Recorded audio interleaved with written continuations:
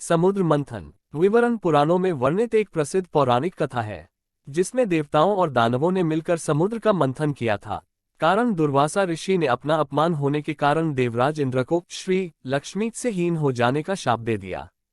भगवान विष्णु ने इंद्र को शाप मुक्ति के लिए असुरों के साथ समुद्र मंथन के लिए कहा। संदर्भ ग्रंथ कूर्म पुराण, अग्नि पुराण, ब्रह्मांड पुराण। संबंधित लेखावली क्षीरसागर, मंद्राचल पर्वत, वासुकी नाग, कूर्म अवतार, कौस्तुभ मणि, हलाहलविश, देवासुर संग्राम, राहु एवं केतुन्य जानकारी। कहा जाता है समुद्र मंथन में 14 रत्नों की प्राप्ति हुई थी। समुद्र मंथन पुराणों में वर्णित एक प्रसिद्ध पौराणिक कथा है, जिसमें देवताओं और दानवों ने मिलकर समुद्र का मंथन किया था। समुद्र मंथन का कारण एक बार की बात है, शिवजी के दर्शनों के लिए दुर्वासा ऋषि अपने शिष्यों के साथ कैलाश जा रहे थे। मार्ग में उन्हें देवराज इंद्र मिले। इंद्र ने दुर्वासा ऋषि और उनके शिष्यों को भक्तिपूर्वक प्रणाम किया। तब दुर्वासा ने इंद्र को आशीर्वाद देकर विष्णु भगवान का पारिजात पुष्प प्रदान किया। इंद्रासन के गर्भ में चूर इंद्र ने उस पुष्प को अपने ऐरावत हाथी के मस्तक पर रख दिया। उस पुष्प का स्पर्श होते ही ऐरावत सहसा विष्णु भगवान के समान तेजस्वी हो गया। उसने इंद्र का परित्याग कर दिया और उस दिव्य पुष्प को कुचलते हुए वन की ओर चला गया। दुर्वासा ऋषि का शाप। इंद्र द्वारा भगवान विष्णु के पुष्प का तिरस्कार होते देखकर दुर्वासा ऋषि के क्रोध की सीमा न रही। उन्होंने देवराज इंद्र को श्री लक्ष्मी से हीन हो जाने का शाप दे दिया। दुर्वासा मुनि के शाप के फलस्वरूप लक्ष्मी उसी क्षण स्वर्गलोक को छोड़कर अदृश्य हो गई। लक्ष्मी के चले जाने से इंद्र आदि देवता निर्बल और श्रीहीन हो गए। उनका वैभव लुप्त हो गया। इंद्र को बलहीन जानकर दैत्यों ने स्वर्ग पर आक्रमण कर दिया और देवगण को पराजित करके स्वर्ग के राज्य पर अपनी परचम फहरा दिया। तब इंद्र देवगुरु बृहस्पति और अन्य देवताओं के साथ ब्रह्माजी की सभा में उपस्थित हुए। तब ब्रह्माजी बोले, देवेंद्र, भगवान विष्णु के भोगरूपी पुष्प का अपमान करने के कारण रुष्ट होकर भगवती लक्ष्मी तुम्हारे पास से चली गई हैं।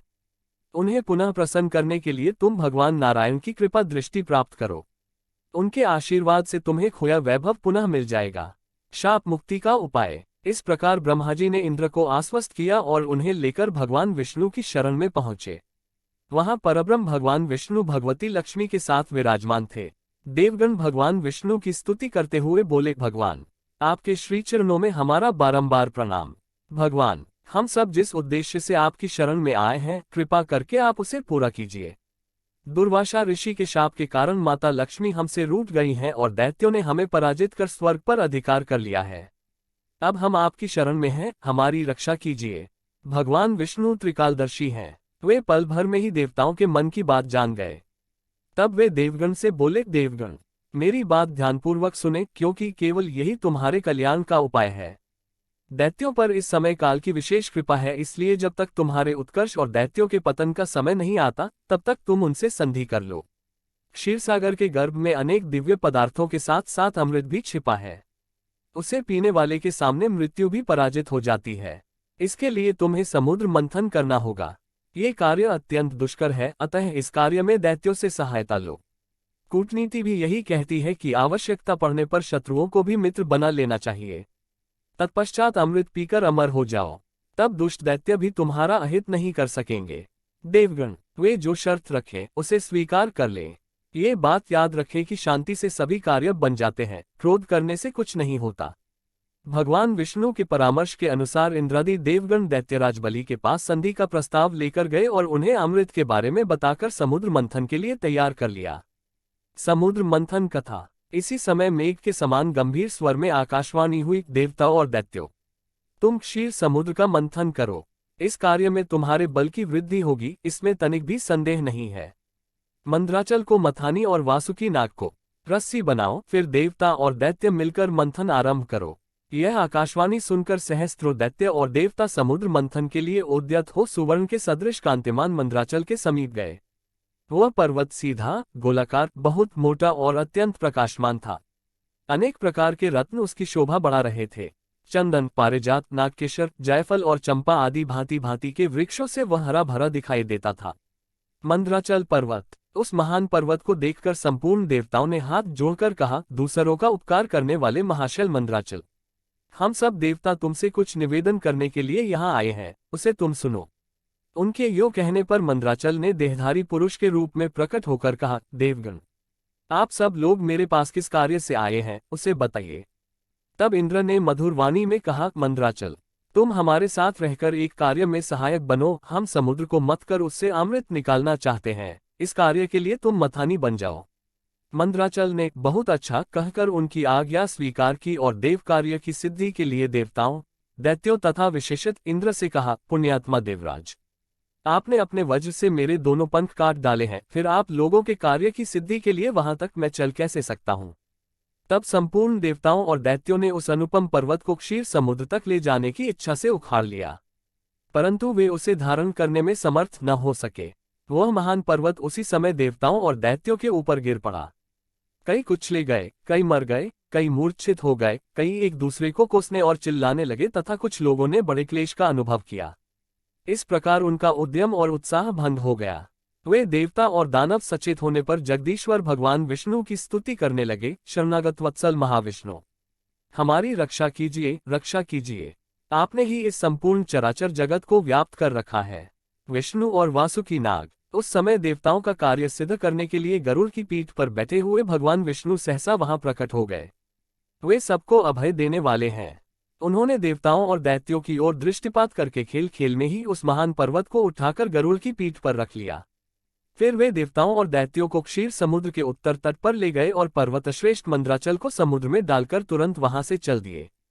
तदनंतर सब देवता दैत्यों को साथ लेकर वासुकी नाग के समीप गए और उनसे भी अपनी प्रार्थना स्वीकार कराई। इस प्रकार मंदराचल को मथानी और वासुकी नाग को रस्सी बनाकर देवताओं और दैत्यों ने क्षीर समुद्र का मंथन आरंभ किया। इतने में ही वह पर्वत समुद्र में डूबकर रसातल को जा पहुंचा। तब लक्ष्मीपति भगवान विष्णु ने कच्छप रूप धारण करके तत्काल ही मंदराचल को ऊपर उठा दिया। उस समय यह एक अद्भुत घटना हुई। फिर जब देवता और दैत्यों ने मथानी को घुमाना आरंभ किया, तब वह पर्वत बिना गुरु के ज्ञान की भांति कोई सुदृढ़ आधार न होने के कारण इधर उधर डोलने लगा। ये देख परमात्मा भगवान विष्णु स्वयं ही मंदराचल के आधार बन गए और उन्होंने अपनी चारों भुजाओं से मथानी बने हुए उस पर्वत को भली भांति पकड़कर उसे सुखपूर्वक घुमाने योग्य बना दिया। तब अत्यंत बलवान देवता और दैत्य एकीभूत हो अधिक जोर लगाकर क्षीर समुद्र का मंथन करने लगे। विष्णु जी का कच्छप रूपधारी भगवान की पीठ जन्म से ही कठोर थी और उस पर घूमने वाला पर्वतश्रेष्ठ मंदराचल भी वज्रसार की भांति दृढ़ था। उन दोनों की रगड़ से समुद्र में बड़वानल प्रकट हो गया। साथ ही हलाहल विष उत्पन्न हुआ। उस विष को सबसे पहले नारद जी ने देखा। तब अमित तेजस्वी देवर्षि ने देवताओं को पुकार कर कहा, अदिति कुमारो, अब तुम समुद्र का मंथन न करो।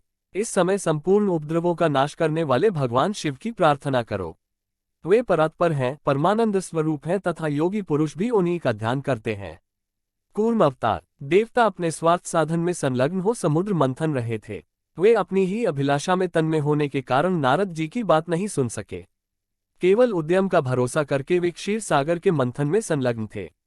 अधिक मंथन से जो हलाहल विष प्रकट हुआ, वह तीनों लोकों को भस्म कर देने वाला था। वह प्रौढ़ विष देवताओं का प्राण लेने के लिए उनके समीप आ पहुंचा और ऊपर नीचे तथा संपूर्ण दिशाओं में फैल गया। समस्त प्राणियों को अपना ग्रास बनाने के लिए प्रकट हुए उस कालकूट विष को देखकर वे सब देवता और दैत्य हाथ में पकड़े हुए नागराज वासुकी को मंदराचल पर्वत सहित वहीं छोड़ भाग खड़े हुए। उस समय उस लोक संहारकारी कालकूट विष को भगवान शिव ने स्वयं अपना ग्रास बना लिया। उन्होंने उस विष को निर्दोष कर दिया। इस प्रकार भगवान शंकर की बड़ी भारी कृपा होने से देवता, असुर, मनुष्य तथा संपूर्ण त्रिलोकी की उस समय कालकूट विष से रक्षा हुई। चंद्रदेव का प्राकट्य। तदनंतर भगवान विष्णु के समीप मंदराचल को मथानी और वासुकी नाग को रस्सी बनाकर देवताओं ने पुनः समुद्र मंथन आरंभ किया। तब समुद्र से देव कार्य की सिद्धि के लिए अमृतमयी कलाओं से परिपूर्ण चंद्रदेव प्रकट हुए। संपूर्ण देवता, असुर और दानवों ने भगवान चंद्रमा को प्रणाम किया और गर्गाचार्य जी से अपने अपने चंद्रबल की यथार्थ रूप से जिज्ञासा की। उस समय गर्गाचार्य जी ने देवताओं से कहा, इस समय तुम सब लोगों का बल ठीक है। तुम्हारे सभी उत्तम ग्रह केंद्र स्थान में, लग्न में, चतुर्थ स्थान में, सप्तम स्थान में और दशम स्थान में है। चंद्रमा से गुरु का योग हुआ है। बुध, सूर्य, शुक्र, शनि और मंगल भी चंद्रमा से संयुक्त हुए हैं। इसलिए तुम्हारे कार्य की सिद्धि के निमित्त इस समय चंद्रबल बहुत उत्तम है। ये गोमंत नामक मुहूर्त है जो विजय प्रदान करने वाला है। महात्मा गर्गजी के इस प्रकार आश्वासन देने पर महाबली देवता गर्जना करते हुए बड़े वेग से समुद्र मंथन करने लगे। 4 दिव्य वृक्ष। पारिजात। मथे जाते हुए समुद्र के चारों ओर बड़े जोर की आवाज उठ रही थी। इस बार के मंथन से देवकार्यों की सिद्धि के लिए साक्षात सुरभि कामधेनु प्रकट हुई। उन्हें काले, श्वेत, पीले, हरे तथा लाल रंग की सैकड़ों गौएं घेरे हुए थीं। उस समय ऋषियों ने बड़े हर्ष में भरकर देवताओं और दैत्यों से कामधेनु के लिए याचना की और कहा, आप सब लोग मिलकर भिन्न भिन्न गोत्र वाले ब्राह्मणों को कामधेनु सहित इन संपूर्ण गौओं का दान अवश्य करें। ऋषियों के याचना करने पर देवताओं और दैत्यों ने भगवान शंकर की प्रसन्नता के लिए वे सब गौएं दान कर दी तथा यज्ञ कर्मों में भली भांति मन को लगाने वाले उन परम मंगलमय महात्मा ऋषियों ने उन गौओं का दान स्वीकार किया। तत्पश्चात सब लोग बड़े जोश में आकर क्षीरसागर को मथने लगे। तब समुद्र से कल्पवृक्ष, पारिजात, आम का वृक्ष और संतान, ये 4 दिव्य वृक्ष प्रकट हुए। कौस्तुभ मणि, उन सबको एकत्र रखकर देवताओं ने पुनः बड़े वेग से समुद्र मंथन आरंभ किया। इस बार के मंथन से रत्नों में सबसे उत्तम रत्न कौस्तुभ प्रकट हुआ, जो सूर्यमंडल के समान परम कांतिमान था। वह अपने प्रकाश से तीनों लोकों को प्रकाशित कर रहा था। देवताओं ने चिंतामणि को आगे रखकर कौस्तुभ का दर्शन किया और उसे भगवान विष्णु की सेवा में भेंट कर दिया। तदनंतर चिंतामणि को मध्य में रखकर देवताओं और दैत्यों ने पुनः समुद्र को मथना आरंभ किया। वे सभी बल में बढ़े चढ़े थे और बार बार गर्जना कर रहे थे। अब की बार उसे मथे जाते हुए समुद्र से उच्चे श्रवा नामक अश्व प्रकट हुआ। वह समस्त अश्व जाति में एक अद्भुत रत्न था। उसके बाद गज जाति में रत्नभूत ऐरावत प्रकट हुआ। उसके साथ श्वेतवर्ण के 64 हाथी और थे। ऐरावत के 4 दांत बाहर निकले हुए थे और मस्तिष्क से मद की धारा बह रही थी। इन सबको भी मध्य में स्थापित करके वे सब पुनः समुद्र मथने लगे। उस समय उस समुद्र से मदिरा, भांग, काकड़ासिंगी, लहसुन, गाजर, अत्यधिक उन्मादकारक धतूर तथा पुष्कर आदि बहुत सी वस्तुएं प्रकट हुईं। इन सबको भी समुद्र के किनारे एक स्थान पर रख दिया गया। तत्पश्चात वे श्रेष्ठ देवता और दानव पुनः पहले की ही भांति समुद्र मंथन करने लगे। अब की बार समुद्र से संपूर्ण भुवनों की एकमात्र अधीश्वरी दिव्यरूपा देवी महालक्ष्मी प्रकट हुई, जिन्हें ब्रह्मवेता पुरुष आन्वीक्षिकी वेदांत विद्या कहते हैं। इन्हीं को दूसरे लोग मूल विद्या कहकर पुकारते हैं। देवी महालक्ष्मी, कुछ सामर्थ्यशाली महात्मा इन्हीं को वाणी और ब्रह्म विद्या भी कहते हैं। कोई इन्हीं को रिद्धि, सिद्धि, आज्ञा और आशा नाम देते हैं। कोई योगी पुरुष इन्हीं को वैष्णवी कहते हैं। सदा उद्यम में लगे रहने वाले माया के अनुयायी इन्हीं को माया के रूप में जानते हैं। जो अनेक प्रकार के सिद्धांतों को जानने वाले तथा ज्ञान शक्ति से संपन्न हैं, वे इन्हीं को भगवान की योगमाया कहते हैं। देवताओं ने देखा देवी महालक्ष्मी का रूप परम सुंदर है। उनके मनोहर मुख पर स्वाभाविक प्रसन्नता विराजमान है। हार और नूपुरों से उनके श्रीअंगों की बड़ी शोभा हो रही है। मस्तिष्क पर छत्र तना हुआ है। दोनों ओर से चंवर डुल रहे हैं। जैसे माता अपने पुत्रों की ओर स्नेह और दुलार भरी दृष्टि से देखती है, उसी प्रकार सती महालक्ष्मी ने देवता, दानव, सिद्ध, चारण और नाग आदि संपूर्ण प्राणियों की ओर दृष्टिपात किया। माता महालक्ष्मी की कृपा दृष्टि पाकर संपूर्ण देवता उसी समय श्रीसंपन्न हो गए। वे तत्काल राज्याधिकारी के शुभ लक्षणों से संपन्न दिखाई देने लगे। लक्ष्मी द्वारा नारायण का वर्ण। तदनंतर देवी लक्ष्मी ने भगवान मुकुंद की ओर देखा। उनके श्रीअंग तमाल के समान श्यामवर्ण थे। कपोल और नासिका बड़ी सुंदर थी। वे परम मनोहर दिव्य शरीर से प्रकाशित हो रहे थे। उनके वक्ष स्थल में श्रीवत्स का चिन्ह सुशोभित था।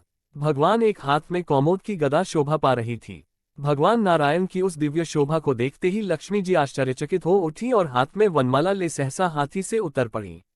वह माला श्रीजी ने अपने ही हाथों बनाई थी। उसके ऊपर ब्रह्म मंडरा रहे थे।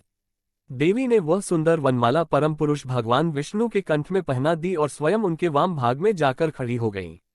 उस शोभाशाली दंपति का वहां दर्शन करके संपूर्ण देवता, दैत्य, सिद्ध, अप्सराएं, किन्न तथा चारण गण परम आनंद को प्राप्त हुए। धन्वंतरी और अमृत। लक्ष्मी द्वारा विष्णु वरण के बाद समुद्र मंथन से कन्या के रूप में वारुणी प्रकट हुई, जिसे दैत्यों ने ग्रहण किया। फिर एक के पश्चात एक चंद्रमा, पारिजात वृक्ष तथा शंख निकले और अंत में धन्वंतरी वैद्य अमृत का घट लेकर प्रकट हुए। धन्वंतरी के हाथ से अमृत को दैत्यों ने छीन लिया और उसके लिए आपस में ही लड़ने लगे। देवताओं के पास दुर्वासा के शापवश इतनी शक्ति रही नहीं थी कि वे दैत्यों से लड़कर उस अमृत को ले सके, इसलिए वे निराश खड़े हुए उनका आपस में लड़ना देखते रहे। मोहिनी रूप धारण। देवताओं की निराशा को देखकर भगवान विष्णु तत्काल मोहिनी रूप धारण कर आपस में लड़ते दैत्यों के पास जा पहुंचे। उस विश्व मोहिनी रूप को देखकर दैत्य तथा देवताओं की तो बात ही क्या, स्वयं ब्रह्मज्ञानी कामदेव को भस्म कर देने वाले भगवान शंकर भी मोहित होकर उनकी ओर बार बार देखने लगे। जब दैत्यों ने उस नवयौवना सुंदरी को अपनी ओर आते हुए देखा तब वे अपना सारा झगड़ा भूलकर उसी सुंदरी की ओर कामासक्त होकर एकटक देखने लगे। वे दैत्य बोले, हे सुंदरी, तुम कौन हो? लगता है कि हमारे झगड़े को देखकर उसका निबटारा करने के लिए ही हम पर कृपा कटाक्ष कर रही हो। आओ शुभगे, तुम्हारा स्वागत है। हमें अपने सुंदर कर कमलों से यह अमृत पान कराओ। इस पर विश्वमोहिनी रूपी विष्णु ने कहा, हे देवताओं और दानवों, आप दोनों ही महर्षि कश्यप जी के पुत्र होने के कारण भाई भाई हो, फिर भी परस्पर लड़ते हो। मैं तो स्वेच्छाचारिणी स्त्री हूँ। बुद्धिमान लोग ऐसी स्त्री पर कभी विश्वास नहीं करते, फिर तुम लोग कैसे मुझ पर विश्वास कर रहे हो? अच्छा यही है कि स्वयं सब मिलकर अमृतपान कर लो। देवताओं को अमृतपान। विश्व मोहिनी के ऐसे नीति कुशल वचन सुनकर उन कामांध दैत्यों, दानवों और असुरों को उस पर और भी विश्वास हो गया। वे बोले, सुंदरी, हमें तुम पर पूर्ण विश्वास है। तुम जिस प्रकार बांटोगी हम उसी प्रकार अमृतपान कर लेंगे। तुम ये घट ले लो और हम सभी में अमृत वितरण करो। विश्वमोहिनी ने अमृत घट लेकर देवताओं और दैत्यों को अलग अलग पंक्तियों में बैठने के लिए कहा। उसके बाद दैत्यों को अपने कटाक्ष से मदहोश करते हुए देवताओं को अमृतपान कराने लगे। दैत्य उनके कटाक्ष से ऐसे मदहोश हुए कि अमृत पीना ही भूल गए। राहु और केतु। भगवान की इस चाल को राहु नामक दैत्य समझ गया। वह देवता का रूप बनाकर देवताओं में जाकर बैठ गया और प्राप्त अमृत को मुख में डाल लिया।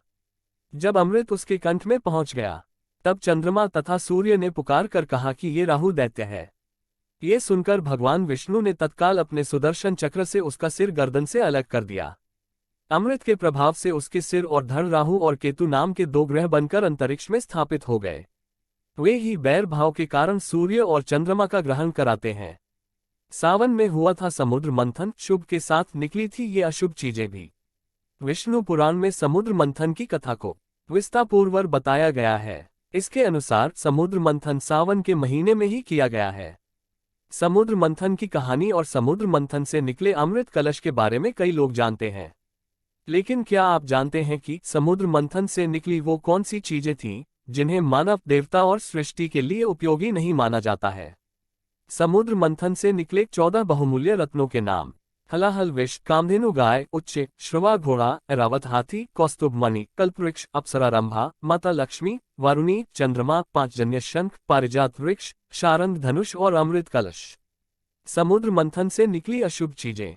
हलाहल विष। समुद्र मंथन में सबसे पहले हलाहल विष निकला था। इस विष की ज्वाला इतनी तीव्र थी कि सभी देवता और दानव जलने लग गए।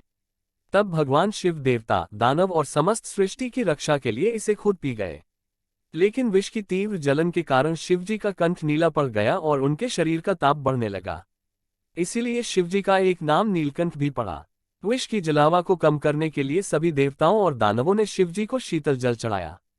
इसके बाद उनके शरीर का ताप और जलन कम हुआ। यही कारण है कि सावन में शिवजी का जलाभिषेक किया गया है। कहा जाता है कि शिवजी जब हलाहल विष को पी रहे थे तब इसकी कुछ बूंदें पृथ्वी पर गिर गई, जिसे सांप, बिच्छू और विषैले जंतुओं ने ग्रहण कर लिया। इस कारण ये जंतु जहरीले होते हैं। वारुणी। वारुणी एक खास तरह की शराब या मदिरा है जिसकी उत्पत्ति समुद्र मंथन से हुई। जल से उत्पन्न होने के कारण इसे वारुणी कहा गया। देवता सुरापान करते थे और दानव मदिरा, इसलिए विष्णुजी के आदेश पर ये दानवों को प्राप्त हुई। इसे लेकर यह भी कहा जाता है कि कंदक के फलों से बनाई जाने वाली इस मदिरा को वारुणी कहा जाता है। वहीं चरक संहिता में वारुणी को मदिरा एक ऐसा प्रकार बताया गया है जिसका औषधि के रूप में प्रयोग किया जाता है।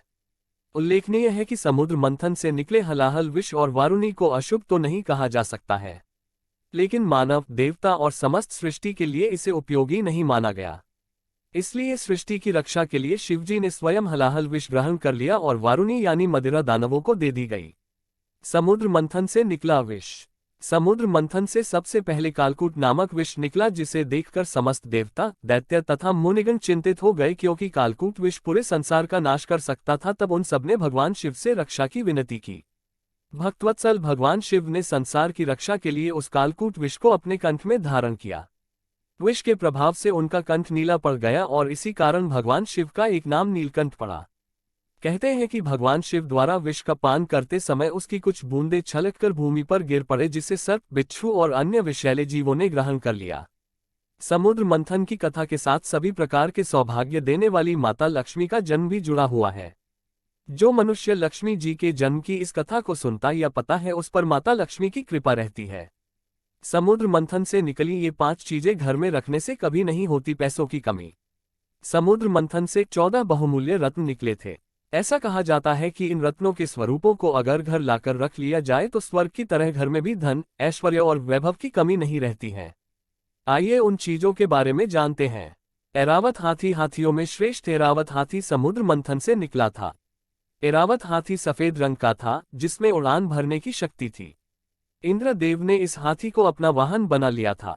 वास्तु के अनुसार घर में क्रिस्टल या सफेद पत्थर का हाथी रखने से सुख, समृद्धि का वास होता है। पांचजन्य शंख। समुद्र मंथन के 14 रत्नों में से एक पांचजन्य शंख भी है। ये बहुमूल्य शंख भगवान विष्णु ने अपने पास रख लिया था। आपको उनकी हर तस्वीर में ये शंख आसानी से दिख जाएगा। इस शंख को घर के मंदिर में रखना बहुत शुभ माना जाता है। समुद्र मंथन से प्राप्त 14 रत्नों का रहस्य जानिए। ये वह समय था जबकि देवता लोग धरती पर रहते थे। धरती पर वे हिमालय के उत्तर में रहते थे। काम था धरती का निर्माण करना, धरती को रहने लायक बनाना और धरती पर मानव सहित अन्य आबादी का विस्तार करना। देवताओं के साथ उनके ही भाई बंधु दैत्य भी रहते थे। तब ये धरती एक द्वीप की ही थी, अर्थात धरती का एक ही हिस्सा जल से बाहर निकला हुआ था। ये भी बहुत छोटा सा हिस्सा था। इसके बीचों बीच था मेरु पर्वत। धरती के विस्तार और इस पर विविध प्रकार के जीवन निर्माण के लिए देवताओं के भी देवता ब्रह्मा, विष्णु और महेश ने लीला रची और उन्होंने देव तथा उनके भाई असुरों की शक्ति का उपयोग कर समुद्र मंथन कराया। समुद्र मंथन कराने के लिए पहले कारण निर्मित किया गया। दुर्वासा ऋषि ने अपना अपमान होने के कारण देवराज इंद्र को श्री लक्ष्मी से हीन हो जाने का शाप दे दिया। भगवान विष्णु ने इंद्र को शाप मुक्ति के लिए असुरों के साथ समुद्र मंथन के लिए कहा और दैत्यों को अमृत का लालच दिया। इस तरह हुआ समुद्र मंथन। ये समुद्र था क्षीर सागर, जिसे आज हिंद महासागर कहते हैं। जब देवताओं तथा असुरों ने समुद्र मंथन आरंभ किया तब भगवान विष्णु ने कच्छप बनकर मंथन में भाग लिया। वे समुद्र के बीचों बीच में वे स्थिर रहे और उनके ऊपर रखा गया मद्रांचल पर्वत। फिर वासुकी नाग को रस्सी बांधकर एक ओर से देवता और दूसरी ओर से दैत्यों ने समुद्र का मंथन करना शुरू कर दिया। 1. हलाहल विष। समुद्र का मंथन करने पर सबसे पहले जल का हलाहल कालकूट विष निकला, जिसकी ज्वाला बहुत तीव्र थी। हलाहल विष की ज्वाला से सभी देवता तथा दैत्य जलने लगे। इस पर सभी ने मिलकर भगवान शंकर की प्रार्थना की। शंकर ने उस विष को हथेली पर रखकर पी लिया, किंतु उसे कंठ से नीचे नहीं उतरने दिया तथा उस विष के प्रभाव से शिव का कंठ नीला पड़ गया, इसीलिए महादेव जी को नीलकंठ कहा जाने लगा। हथेली से पीते समय कुछ विष धरती पर गिर गया था, जिसका अंश आज भी हम सांप, बिच्छू और जहरीले कीड़ों में देखते हैं। 2. कामधेनु विष के बाद मथे जाते हुए समुद्र के चारों ओर बड़े जोर की आवाज उत्पन्न हुई। देव और असुरों ने जब सिर उठाकर देखा तो पता चला कि यह साक्षात सुरभि कामधेनु गाय थी। इस गाय को काले, श्वेत, पीले, हरे तथा लाल रंग की सैकड़ों गौएं घेरे हुई थीं। गाय को हिंदू धर्म में पवित्र पशु माना जाता है। गाय मनुष्य जाति के जीवन को चलाने के लिए महत्वपूर्ण पशु है। गाय को कामधेनु कहा गया है। कामधेनु सबका पालन करने वाली है। उस काल में गाय को धेनु कहा जाता था। 3. उच्चैःश्रवा घोड़ा। घोड़े तो कई हुए, लेकिन श्वेत रंग का उच्चैःश्रवा घोड़ा सबसे तेज और उड़ने वाला घोड़ा माना जाता था। अब इसकी कोई भी प्रजाति धरती पर नहीं बची। यह इंद्र के पास था। उच्चैःश्रवा का पोषण अमृत से होता है। यह अश्वों का राजा है। उच्चैःश्रवा के कई अर्थ हैं, जैसे जिसका यश ऊंचा हो, जिसके कान ऊंचे हो अथवा जो ऊंचा सुनता हो। 4. ऐरावत हाथी। हाथी तो सभी अच्छे और सुंदर नजर आते हैं, लेकिन सफेद हाथी को देखना अद्भुत है। ऐरावत सफेद हाथियों का राजा था। ऐरा का अर्थ जल है, अतः ऐरावत समुद्र से उत्पन्न हाथी को ऐरावत नाम दिया गया है। ये हाथी देवताओं और असुरों द्वारा किए गए समुद्र मंथन के दौरान निकली 14 मूल्यवान वस्तुओं में से एक था। मंथन से प्राप्त रत्नों के बंटवारे के समय ऐरावत को इंद्र को दे दिया गया था। 4 दांतों वाला सफेद हाथी मिलना अब मुश्किल है। महाभारत भीष्म पर्व के 8वें अध्याय में भारतवर्ष से उत्तर के भूभाग को उत्तर कुरु के बदले ऐरावत कहा गया है। जैन साहित्य में भी यही नाम आया है। उत्तर का भूभाग अर्थात तिब्बत, मंगोलिया और रूस के साइबेरिया तक का हिस्सा। हालांकि उत्तर कुरु भूभाग उत्तरी ध्रुव के पास था, संभवतः इसी क्षेत्र में ये हाथी पाया जाता रहा होगा। 5. कौस्तुभ मणि। मंथन के दौरान 5वां रत्न था कौस्तुभ मणि। कौस्तुभ मणि को भगवान विष्णु धारण करते हैं। महाभारत में उल्लेख है कि कालिय नाग को श्री कृष्ण ने गरुड़ के त्रास से मुक्त किया था। उस समय कालीय नाग ने अपने मस्तक से उतारकर श्री कृष्ण को कौस्तुभ मणि दे दी थी। यह एक चमत्कारिक मणि है। माना जाता है कि इच्छाधारी नागों के पास ही अब यह मणि बची है या फिर समुद्र की किसी अतल गहराइयों में कहीं दबी पड़ी होगी। हो सकता है कि धरती की किसी गुफा में दफन हो यह मणि। 6. कल्पद्रुम। ये दुनिया का पहला धर्मग्रंथ माना जा सकता है जो समुद्र मंथन के दौरान प्रकट हुआ। कुछ लोग इसे संस्कृत भाषा की उत्पत्ति से जोड़ते हैं और कुछ लोग मानते हैं कि इसे ही कल्पवृक्ष कहते हैं, जबकि कुछ का कहना है कि पारिजात को कल्पवृक्ष कहा जाता है। ये स्पष्ट नहीं है कि कल्पद्रुम आखिर क्या है। ज्योतिषियों के अनुसार कल्पद्रुम एक प्रकार का योग होता है।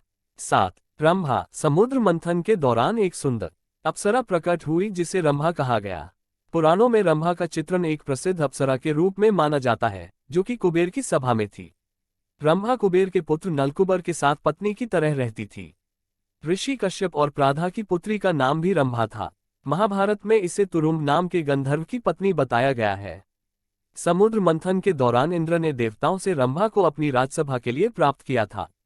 विश्वामित्र की घोर तपस्या से विचलित होकर इंद्र ने रंभा को बुलाकर विश्वामित्र का तप भंग करने के लिए भेजा था। अप्सरा को गंधर्वलोक का वासी माना जाता है। कुछ लोग इन्हें परी कहते हैं। 8. लक्ष्मी। समुद्र मंथन के दौरान लक्ष्मी की उत्पत्ति भी हुई। लक्ष्मी अर्थात श्री और समृद्धि की उत्पत्ति। कुछ लोग इसे सोने गोल्ड से जोड़ते हैं। माना जाता है कि जिस भी घर में स्त्री का सम्मान होता है वहां समृद्धि कायम रहती है। दूसरी लक्ष्मी महर्षि भृगु की पत्नी ख्याति के गर्भ से एक त्रिलोक सुंदरी कन्या उत्पन्न हुई जिसका नाम लक्ष्मी था और जिसने भगवान विष्णु से विवाह किया। 9. वारुणी। मदिरा। वारुणी नाम से एक शराब होती थी। वारुणी नाम से एक पर्व भी होता है और वारुणी नाम से एक खगोलीय योग भी। समुद्र मंथन के दौरान जिस मदिरा की उत्पत्ति हुई उसका नाम वारुणी रखा गया। वरुण का अर्थ जल। जल से उत्पन्न होने के कारण उसे वारुणी कहा गया। वरुण नाम के एक देवता हैं जो असुरों की तरफ थे। असुरों ने वारुणी को लिया। वरुण की पत्नी को भी वरुणी कहते हैं। कदम के फलों से बनाई जाने वाली मदिरा को भी वारुणी कहते हैं। 10. चंद्रमा। ब्राह्मणों क्षत्रियों के कई गोत्र होते हैं, उनमें चंद्र से जुड़े कुछ गोत्र नाम हैं जैसे चंद्रवंशी। पौराणिक संदर्भों के अनुसार चंद्रमा को तपस्वी अत्रि और अनुसुया की संतान बताया गया है जिसका नाम सोम है। दक्ष प्रजापति की 27 पुत्रियां थीं जिनके नाम पर 27 नक्षत्रों के नाम पड़े हैं। ये सब चंद्रमा को ब्याही गईं। आज आसमान में हम जो चंद्रमा देखते हैं वह समुद्र मंथन के दौरान उत्पन्न हुआ था। इस चंद्रमा का चंद्रवंशियों के चंद्रमा से क्या संबंध है, ये शोध का विषय हो सकता है। पुराणों अनुसार चंद्रमा की उत्पत्ति धरती से हुई है। 11. पारिजात वृक्ष। समुद्र मंथन के दौरान कल्पवृक्ष के अलावा पारिजात वृक्ष की उत्पत्ति भी हुई थी। पारिजात या हरसिंगार उन प्रमुख वृक्षों में से एक है जिसके फूल ईश्वर की आराधना में महत्वपूर्ण स्थान रखते हैं। धन की देवी लक्ष्मी को पारिजात के पुष्प प्रिय हैं। यह माना जाता है कि पारिजात के वृक्ष को छूने मात्र से ही व्यक्ति की थकान मिट जाती है। पारिजात वृक्ष में कई औषधीय गुण होते हैं। हिंदू धर्म में कल्पवृक्ष के बाद पारिजात को महत्व दिया गया है। इसके बाद बरगद, पीपल और नीम का महत्व है। 12. शंख। शंख तो कई पाए जाते हैं लेकिन पांचजन्य शंख मिलना मुश्किल है। समुद्र मंथन के दौरान इस शंख की उत्पत्ति हुई थी। 14 रत्नों में से एक पांचजन्य शंख को माना गया है। शंख को विजय, समृद्धि, सुख, शांति, यश, कीर्ति और लक्ष्मी का प्रतीक माना गया है। सबसे महत्वपूर्ण ये कि शंख नाद का प्रतीक है। शंख ध्वनि शुभ मानी गई है। 1928 में बर्लिन यूनिवर्सिटी ने शंख ध्वनि का अनुसंधान करके ये सिद्ध किया कि इसकी ध्वनि कीटाणुओं को नष्ट करने की उत्तम औषधि है। शंख 3 प्रकार के होते हैं: दक्षिणावृत्ति शंख, मध्यावृत्ति शंख तथा वामावृत्ति शंख। इनके अलावा लक्ष्मी शंख, गोमुखी शंख, कामधेनु शंख, विष्णु शंख, देव शंख, चक्र शंख, पौंड्र शंख, सुघोष शंख, गरुड़ शंख, मणिपुष्पक शंख, राक्षस शंख, शनि शंख, राहु शंख, केतु शंख, शेषनाग शंख, कच्छप शंख आदि प्रकार के होते हैं। 13. धन्वंतरी वैद्य। देवता एवं दैत्यों के सम्मिलित प्रयास के शांत हो जाने पर समुद्र में स्वयं ही मंथन चल रहा था जिसके चलते भगवान धन्वंतरी हाथ में अमृत का स्वर्ण कलश लेकर प्रकट हुए। विद्वान कहते हैं कि इस दौरान दरअसल कई प्रकार की औषधियां उत्पन्न हुई और उसके बाद अमृत निकला। हालांकि धन्वंतरी वैद्य को आयुर्वेद का जन्मदाता माना जाता है। उन्होंने विश्वभर की वनस्पतियों पर अध्ययन कर उसके अच्छे और बुरे प्रभाव गुण को प्रकट किया। धन्वंतरी के हजारों ग्रंथों में से अब केवल धन्वंतरी संहिता ही पाई जाती है जो आयुर्वेद का मूल ग्रंथ है। आयुर्वेद के आदि आचार्य सुश्रुत मुनि ने धन्वंतरि जी से ही इस शास्त्र का उपदेश प्राप्त किया था। बाद में चरक आदि ने इस परंपरा को आगे बढ़ाया। धन्वंतरि 10,000 ईसा पूर्व हुए थे। वे काशी के राजा महाराज धन्व के पुत्र थे। उन्होंने शल्य शास्त्र पर महत्वपूर्ण गवेषणाएं की थीं। उनके प्रपौत्र देवोदास ने उन्हें परिमार्जित कर सुश्रुत आदि शिष्यों को उपदेश दिए। धन्वंतरि के जीवन का सबसे बड़ा वैज्ञानिक प्रयोग अमृत का है। उनके जीवन के साथ अमृत का स्वर्ण कलश जुड़ा है। अमृत निर्माण करने का प्रयोग धन्वंतरि ने स्वर्ण पात्र में ही बताया था। उन्होंने कहा कि जरा मृत्यु के विनाश के लिए ब्रह्मा आदि देवताओं ने सोम नामक अमृत का आविष्कार किया था। धन्वंतरि आदि आयुर्वेदाचार्यों अनुसार 100 प्रकार की मृत्यु है। उनमें एक ही काल मृत्यु है। शेष अकाल मृत्यु रोकने के प्रयास ही आयुर्वेद निदान और चिकित्सा है। आयु के न्यूनाधिक्य की एक माप धन्वंतरि ने बताई है। धनतेरस के दिन उनका जन्म हुआ था। धन्वंतरि आरोग्य, सेहत, आयु और तेज के आराध्य देवता हैं। रामायण, महाभारत, सुश्रुत संहिता, चरक संहिता, काश्यप संहिता तथा अष्टांग हृदय, भावप्रकाश, शार्ङ्गधर, श्रीमद्भागवत पुराण आदि में उनका उल्लेख मिलता है। धन्वंतरि नाम से और भी कई आयुर्वेदाचार्य हुए हैं। आयु के पुत्र का नाम धन्वंतरि था। 14 अमृत। अमृत का शाब्दिक अर्थ अमरता है। निश्चित ही एक ऐसे पेय पदार्थ या रसायन रहा होगा जिसको पीने से व्यक्ति हजारों वर्ष तक जीने की क्षमता हासिल कर लेता होगा। यही कारण है कि बहुत से ऋषि रामायण काल में भी पाए जाते हैं और महाभारत काल में भी। समुद्र मंथन के अंत में अमृत का कलश निकला था। अमृत के नाम पर ही चरणामृत और पंचामृत का प्रचलन हुआ। सोमरस, शराब या चमत्कारिक औषधि, जानिए। देवताओं और दैत्यों के बीच अमृत बंटवारे को लेकर जब झगड़ा हो रहा था तथा देवराज इंद्र के संकेत पर उनका पुत्र जयंत जब अमृत कुंभ लेकर भागने की चेष्टा कर रहा था, तब कुछ दानवों ने उसका पीछा किया। अमृत कुंभ के लिए स्वर्ग में 12 दिन तक संघर्ष चलता रहा और उस कुंभ से 4 स्थानों पर अमृत की कुछ बूंदें गिर गईं। ये स्थान पृथ्वी पर हरिद्वार, प्रयाग, उज्जैन और नासिक थे। यहीं पर प्रत्येक 12 वर्ष में कुंभ का आयोजन होता है। बाद में भगवान विष्णु ने मोहिनी का रूप धारण करके अमृत बांटा था। अमृत शब्द सबसे पहले ऋग्वेद में आया है, जहां ये सोम के विभिन्न पर्यायों में से एक है। संभवतः सोमरस को ही अमृत माना गया हो। सोम एक रस है या द्रव्य, यह कोई नहीं जानता। कुछ विद्वान सोम को औषधि मानते हैं। उनके अनुसार सुश्रुत के चिकित्सा स्थान में लिखा है कि इसका सेवन करने से कायाकल्प हो जाता है, वृद्ध पुनः युवा हो जाता है। किंतु वेद में एक और सोम की भी चर्चा है, जिसके संबंध में लिखा है कि ब्राह्मणों को जिस सोम का ज्ञान है उसे कोई नहीं पीता। ब्राह्मण के सोम की महिमा इन शब्दों में है, देखो हमने सोमपान किया और हम अमृत हो गए या जी उठे। यहाँ हुआ था देवताओं द्वारा समुद्र मंथन, निकले थे ये 14 रत्न। यहाँ जानिए हर रत्न का रहस्य। शिक्षकों, धर्म ग्रंथों और दादा दादी से कभी न कभी समुद्र मंथन की कहानी आपने भी सुनी होगी। समुद्र मंथन और उससे जुड़ी कहानियां हमेशा से ही सभी को आकर्षित करती हैं। कहा जाता है कि यह रोचक घटना बिहार के बांका में घटित हुई थी। बांका के मंदार पर्वत के पास पापहारिणी तालाब समुद्र मंथन का गवाह बना था। विष्णु पुराण से समुद्र मंथन के बारे में जानकारी मिलती है। 14 रत्नों के महत्वपूर्ण रहस्य ये हैं। कालकूट विष रत्न। समुद्र मंथन में सबसे पहले यही रत्न निकला, इसे भगवान शिव ने ग्रहण किया था। इस रत्न का राज यह है कि मन को मथने पर सबसे बुरे विचार पहले निकलते हैं। हमें कभी भी बुराइयों को मन के अंदर उतरने नहीं देना चाहिए, बल्कि उनका त्याग करना चाहिए। कामधेनु रत्न। इस रत्न को ऋषि ने अपने पास रखा।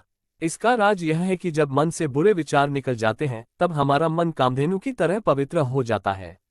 उच्चश्रवा घोड़ा रत्न। कहा जाता है कि यह घोड़ा मन की गति के समान चलता था। इस रत्न को राजा बलि ने अपने पास रखा था। इस रत्न का राज यह है कि जब भी मन भटकता है, बुराइयों से लैस हो जाता है। ऐरावत हाथी रत्न। इस रत्न को भगवान इंद्र ने अपने पास रखा। इसका राज यह है कि जब मन बुराइयों से दूर होगा तभी बुद्धि शुद्ध होगी, उजाले सी चमकेगी। कौस्तुभ मणि रत्न। इस रत्न को भगवान विष्णु ने हृदय पर धारण किया। इसका राज यह है कि जब हमारे मन से बुरे विचार निकल जाते हैं, बुद्धि शुद्ध हो जाती है, तब मन में भक्ति का सूत्रपात होता है। कल्पवृक्ष रत्न। इस रत्न को देवताओं ने स्वर्ग में लगाया था। इस वृक्ष को इच्छा पूर्ति करने वाला वृक्ष भी माना जाता है। इस रत्न का राज यह है कि भक्ति के समय अथवा मन के मंथन के दौरान अपनी संपूर्ण इच्छाओं को दूर रखना चाहिए। अप्सरा रंभा रत्न। ये रत्न देवता के पास रहा था। ये कामवासना और स्वार्थ का पर्याय है। इसका राज यह है कि हमें भक्ति के दौरान लालच नहीं करना चाहिए। देवी लक्ष्मी रत्न। इस रत्न को देवता, ऋषि और दानव सभी अपने पास रखना चाहते थे, किंतु लक्ष्मी जी ने भगवान विष्णु के पास रहना स्वीकार किया, जिसका अर्थ यह है कि धन उन लोगों के पास जाता है जो कर्म करना जानते हैं। वारुणी देवी रत्न। वारुणी का अर्थ मदिरा होता है। इसको दानवों ने ग्रहण किया था। इसका राज यह है कि नशा करने वाला बुराई से दब जाता है। चंद्रमा रत्न। इसे भगवान शंकर ने मस्तक पर धारण किया था। इसका सार है कि जब हमारा मन सभी बुराइयों से मुक्त हो जाता है तब हमें शांति महसूस होती है। पारिजात वृक्ष रत्न। इसे सभी देवताओं ने ग्रहण किया क्योंकि इसे स्पर्श करते ही थकान दूर हो जाती थी। इसका राज यह है कि जब मन में शांति आ जाती है तब शरीर की थकान भी दूर हो जाती है। पांचजन्य शंख रत्न। भगवान विष्णु ने इसे अपने पास रखा। इसका राज यह है कि थकान दूर होने के बाद मन भक्ति में लीन हो जाता है। भगवान धन्वंतरी एवं अमृत कलश रत्न। दरअसल अंत में 13वें रत्न के रूप में भगवान धन्वंतरी प्रकट हुए। उनके हाथ में 14वें रत्न के रूप में अमृत कलश था। भगवान धन्वंतरी ने सभी देवताओं को अमृत का सेवन कराया और श्राप से मुक्ति दिलाई। इसका राज यह है कि बुराइयों को दूर करके जब हम भक्ति में लीन हो जाते हैं तब भगवान का आशीर्वाद मिलना तय हो जाता है। इस पर्वत को मथनी बनाकर किया गया समुद्र मंथन। इस समुद्र में मिला नाग आकृति वाला पहाड़। पर्वत बिहार के बांका जिले में है, जिसके बारे में कहा जाता है कि इस पर्वत को मथनी बनाकर समुद्र मंथन किया गया था। तो वहीं सूरत जिले के पिंजरात गांव के पास समुद्र में मंदराचल पर्वत होने का दावा किया था, जिसके बारे में कहा गया है कि इसी पर्वत को मथनी बनाकर समुद्र मंथन किया गया था। पुराणों में समुद्र मंथन को लेकर प्रचलित कहानियां हैं जिनके बारे में आज भी साक्ष्य मिलते हैं। ऐसा ही एक पर्वत बिहार के बांका जिले में है, जिसके बारे में कहा जाता है कि इस पर्वत को मथनी बनाकर समुद्र मंथन किया गया था। तो वहीं सूरत जिले के पिंजरात गांव के पास समुद्र में मंदराचल पर्वत होने का दावा किया था, जिसके बारे में कहा गया है कि इसी पर्वत को मथनी बनाकर समुद्र मंथन किया गया था। ऐसे में किन बातों पर यकीन किया जाए? तो क्या ये पहाड़ जो मथनी बनाकर समुद्र मंथन किया गया था ये इतनी दूर कैसे पहुंच गया? तो सवाल उठता है कि ये उठाकर ले जाया गया। जानिए इस पर्वत पर को लेकर पूरी कहानी। आर्कियोलॉजी और ओशनोलॉजी विभाग ने ये दावा किया कि सूरत जिले के पिंजरात इलाके के पास समुद्र में मंदराचल पर्वत होने का दावा किया था। इस विभाग के अधिकारियों के अनुसार बिहार के भागलपुर के पास स्थित भी एक मंदराचल पर्वत है, जो गुजरात के समुद्र से निकले पर्वत का हिस्सा है। इस दावे की पुष्टि इस दावे के साथ किया कि बिहार और गुजरात में मिले इन दोनों पर्वतों का निर्माण एक ही तरह के ग्रेनाइट पत्थर से हुआ है। इस तरह ये दोनों पर्वत एक ही हैं। तो क्या संभव नहीं है कि ऐसे ग्रेनाइट पत्थर कहीं और नहीं मिलते हैं? इनके दावे में ये बताया गया कि आमतौर पर ग्रेनाइट पत्थर के पर्वत समुद्र में नहीं मिला करते हैं, जबकि दूसरी ओर ये दावा किया गया है कि खोजे गए पर्वत के बीचों बीच नाग आकृति है, जिससे ये साबित होता है कि यह पर्वत समुद्र मंथन के दौरान इस्तेमाल किया गया होगा। इसलिए गुजरात के समुद्र में मिला ये पर्वत शोध और कौतूहल का विषय बना हुआ है। पौराणिक कथाओं में मंदार पर्वत को लेकर प्रचलित कहानी है।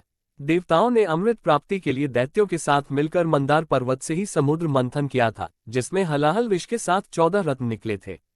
ऐसी मान्यता है कि समुद्र मंथन में नाग को रस्सी की तरह प्रयोग किया गया था, जिसका साक्ष्य पहाड़ पर अंकित लकीरों से होता है। समुद्र मंथन में भगवान शिव ने ही क्यों पिया विष? अमृत के लिए देवता और दैत्य में छिड़ा था युद्ध। इसी मंदार पर्वत पर पापहरणी तालाब भी मौजूद है। कहा जाता है कि कुष्ठपीड़ित चोलवंशीय राजा ने मकर संक्रांति के दिन इस तालाब में स्नान आदि करके पूजा अर्चना किया था, जिसके बाद से उसका कुष्ठ रोग ठीक हो गया। तभी से इसे पापहरणी के रूप में जाना जाता है। पापहरणी तालाब के बीचों बीच लक्ष्मी विष्णु मंदिर स्थित है। हर मकर संक्रांति पर यहाँ मेले का आयोजन होता है। मेले के पहले यात्रा भी होती है, जिसमें लाखों लोग शामिल होते हैं। समुद्र मंथन के अंत में अमृत कलश के साथ निकले थे भगवान धन्वंतरी। इस मंथन का संदेश है बुराइयों से बचें। लक्ष्मी की उत्पत्ति के संबंध में समुद्र मंथन की कथा प्रचलित है। समुद्र मंथन के अंत में भगवान धन्वंतरी अमृत कलश लेकर प्रकट हुए थे।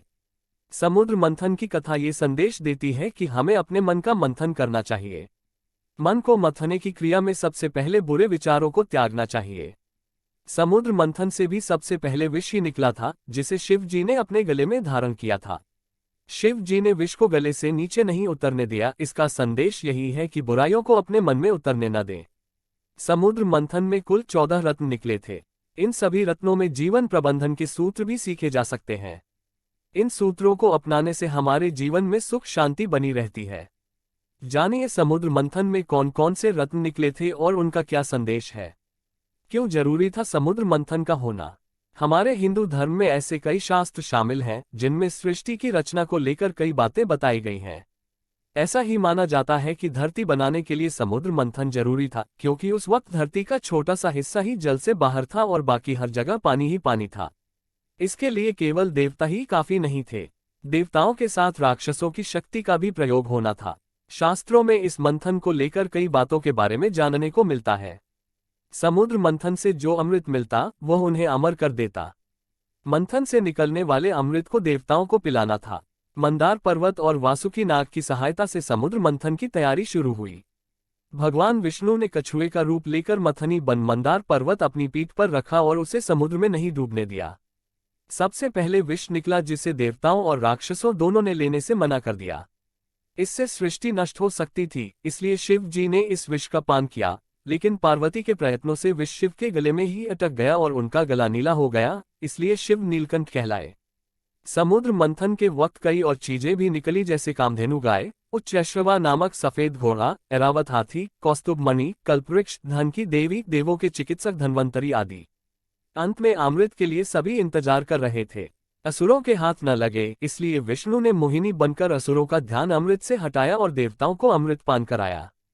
आध्यात्मिक रूप से देखा जाए तो समुद्र का अर्थ है शरीर, और मंथन से अमृत और विष दोनों निकलते हैं। इस कहानी के किरदार हमारे जीवन से मेल खाते हैं। जैसे देवता सकारात्मक सोच और समझ को दर्शाते हैं, वहीं असुर नकारात्मक सोच एवं बुराइयों के प्रतीक हैं। विष्णु पुराण में अब तक आपने देखा समुद्र मंथन करने के लिए मंद्राचल पर्वत को मथानी एवं नागराज वासुकी को नेति बनाया गया। देवताओं और दैत्यों ने अपना मतभेद भुलाकर मंथन आरंभ किया। समुद्र मंथन के परिणाम स्वरूप जो 14 मूल्यवान वस्तुएं प्राप्त हुई थीं, उनमें से हलाहल कालकूट विष सबसे पहले निकला था। कालकूट विष की ज्वाला बहुत तीव्र थी। हलाहल विष की ज्वाला से सभी देवता तथा दैत्य जलने लगते हैं। धरती पर हाहाकार मच जाता है। सभी देवता मिलकर भगवान शंकर की आराधना करते हैं। तब भगवान शिव अपने भक्तों की रक्षा के लिए कालकूट विष का पान करते हैं। इसी विष के प्रभाव से शिव का कंठ नीला पड़ा, इसीलिए उन्हें नीलकंठ के नाम से भी जाना जाने लगा। दोबारा मंथन आरंभ होता है। इस बार समुद्र से लक्ष्मी रूपी नारी निकलती हैं, जो स्वयं लक्ष्मी का अवतार थी। इस नारी को ब्रह्मा ने सागर पुत्री का नाम दिया। इस सुंदर स्त्री के लिए देवता और दानवों में युद्ध होने लगा। फिर सागर पुत्री के रूप में जन्मी माता लक्ष्मी ब्रह्मा के पास इसका समाधान मांगने जाती हैं। इस तरह ब्रह्मा देवताओं और दानवों को याद दिलाते हैं कि नारी पर उसकी इच्छा के बिना कोई अधिकार नहीं जमा सकता।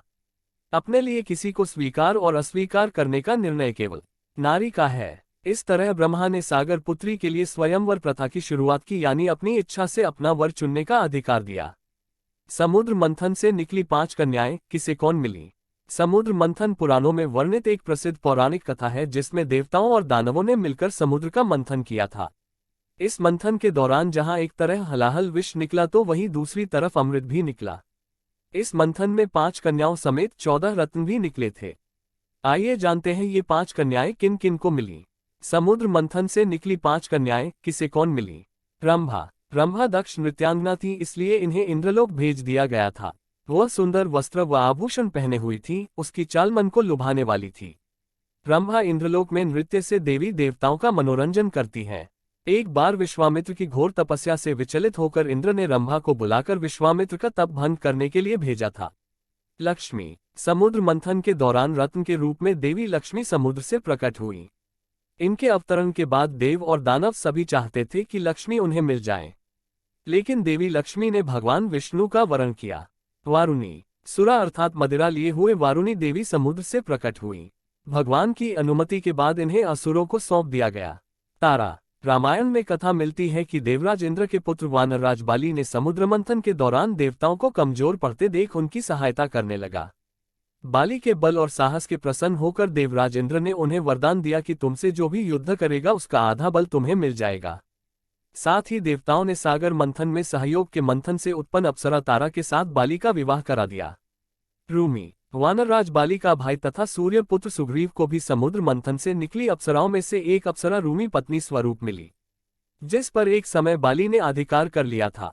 अपनी पत्नी को मुक्त कराने के लिए और अपना सम्मान पाने के लिए ही सुग्रीव ने भगवान राम से मित्रता की थी।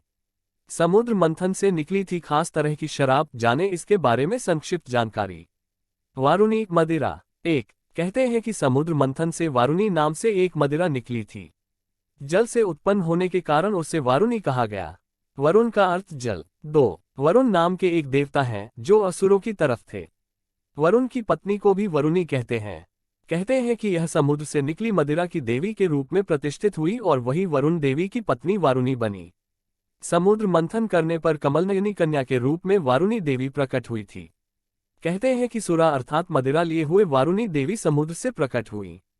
भगवान की अनुमति के बाद इन्हें असुरों को सौंप दिया गया। 3 ये भी कहा जाता है कि कदम के फलों से बनाई जाने वाली मदिरा को वारुणी कहते हैं। कुछ लोग ताल अथवा खजूर से निर्मित मदिरा को वारुणी मानते हैं। ये समुद्र से निकले वृक्ष भी माने जाते हैं।